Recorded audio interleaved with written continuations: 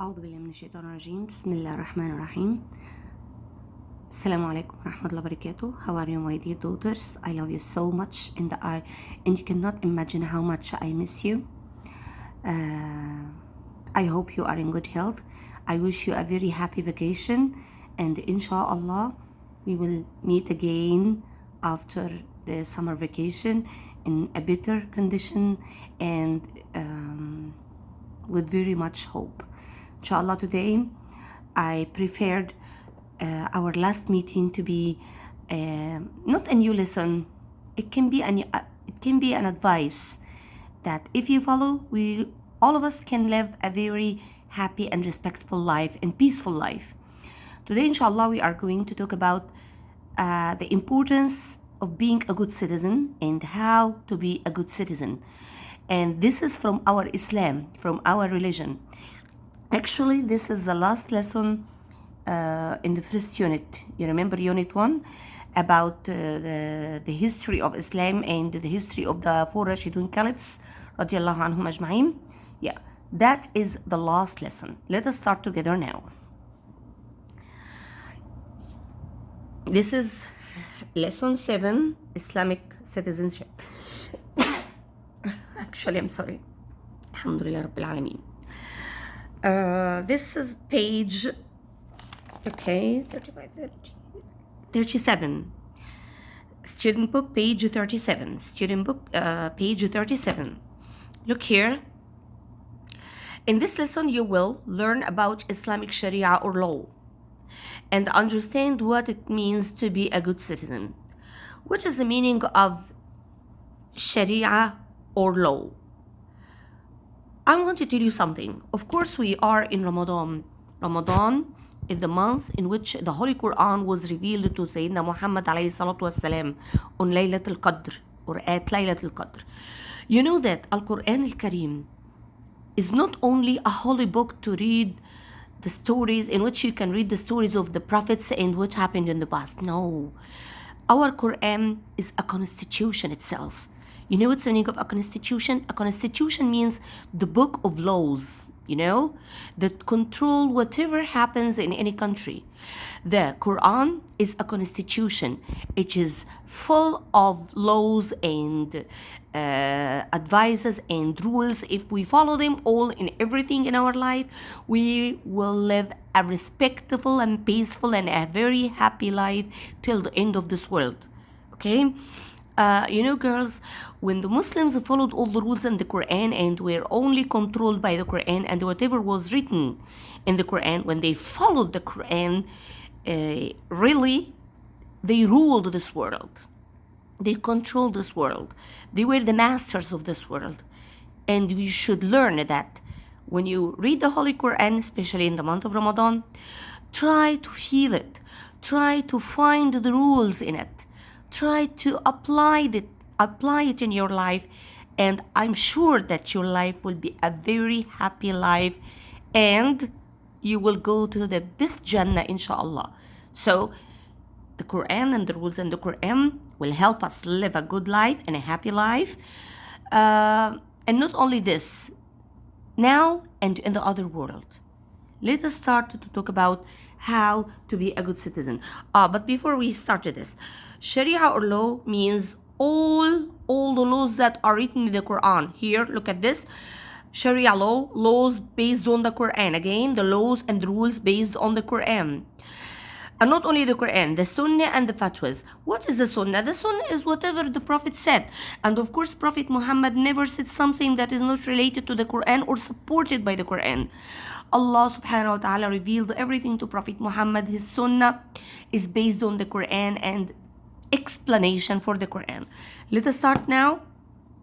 This is a good point or the important point about the Sharia or law or the rules that are in the Quran that we should follow to live a good and a happy life. I wish all of you recite the Quran more. We should recite the Quran more and be closer to Allah in such a good month, Ramadan. May Allah bless you all. Let us start now the next point, which is the important point of our lesson today. Being a good citizen. How to be a good citizen and why is it important to be a good citizen? Good citizens obey the laws of the country. What's the meaning of obey? Follow the laws, follow the rules of the country. Again, everyone in the country, including the leaders, not only the citizens or the people of the country, also the leaders, obeys the same laws. Can you imagine this? When we follow rules, what could happen if we follow all the rules, the good rules? Do you think that there would be any problems or any fighting or any misunderstanding among the people? Never. Read this story about Ali Sayyidina Ali radiallahu anh, the fourth caliph. This is a very nice story that really happened when Sayyidina Ali radiallahu anh was the fourth caliph. Read well and see how much the Muslims were fair people, and they were very good citizens. And that's why when the caliphs ruled the Muslim state and when the Prophet Muhammad was alive, when they followed the good rules in the Quran and when they were fair, they were the leaders of this whole world. Let us read now. It's a very nice story. I watched and I hope to end this grade 4 with such a nice story. Okay, the caliph's shield. What is the meaning of shield? This is one. That picture shows the shield. It's a tool that was used by warriors in order to protect themselves during fighting. That one was the shield. Let us read. One day, Caliph Ali radiallahu anhu shield, Caliph Ali's radiallahu anhu shield was stolen by a Jewish man. A Jewish man means a man who was not Muslim. He was a Jewish, a follower of Sayyidina Musa alayhi salam. The man was arrested and taken to court. You know the court, the place where the judge see the people and try to decide who is the wrong and who is the right, and then decide the punishment. Caliph Ali radiallahu anhu and the Jewish man both appeared in court before the judge. Okay, you can see this. The Ali, Sayyidina Ali, Ali radiallahu anhu was the caliph, was the leader of the big Muslim state. He appeared in the court before the judge, before the man who will decide who has the right and who doesn't have the right. Both of them, can you see how equality was so nice? Equality was applied. A Jewish man and the caliph, the two of them against each other in front of the judge. Okay. Of course, you know that Sayyidina Ali had two sons, Al-Hassan and Al-Hussein, and that's why he was called Abu al-Hassan. The judge said, Abu al-Hassan. The judge said to the caliph, respectively, is this your child? Sayyidina Ali replied, yes, it is, replied the caliph. Then the judge pointed rudely, in a bad way, at the Jewish man and shouted, and you, Jew, did you steal the shield?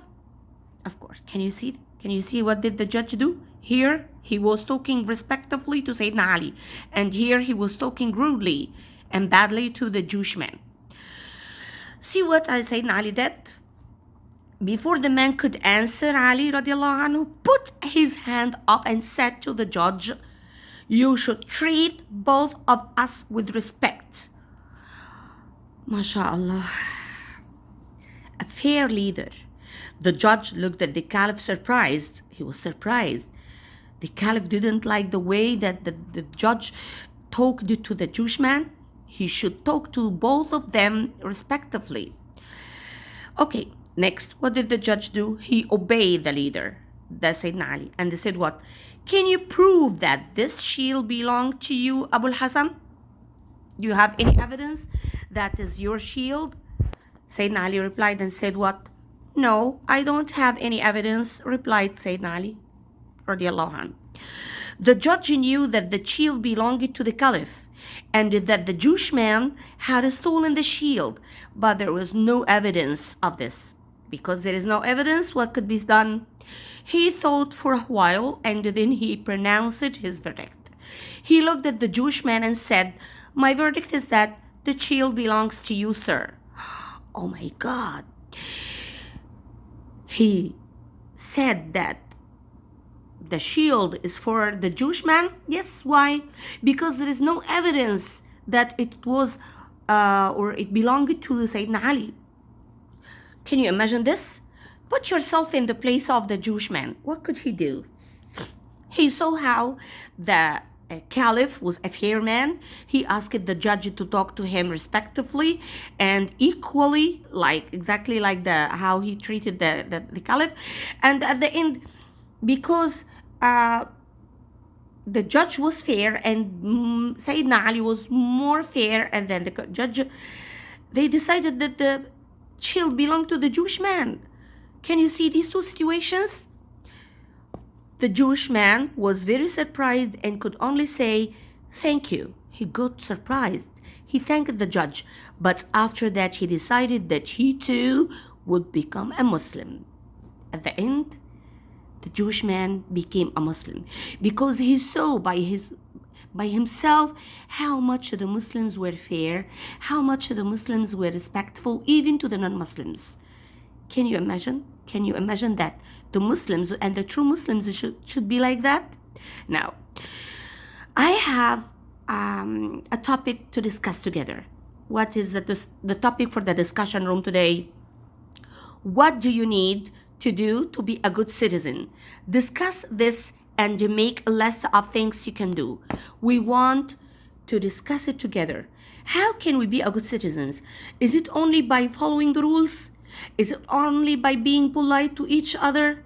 Is it only by being fair and nice to each other? I think there are so many things to be done to be a good citizen, a good one, to live in a good country and enjoy a good life. Inshallah, this is going to be our topic in our discussion room today. I hope to meet you and to see a list of good things that you can do in order to be a good citizen. Thanks, my lovely girls. I love you so much. Assalamu alaikum wa rahmatullahi wa barakatuh.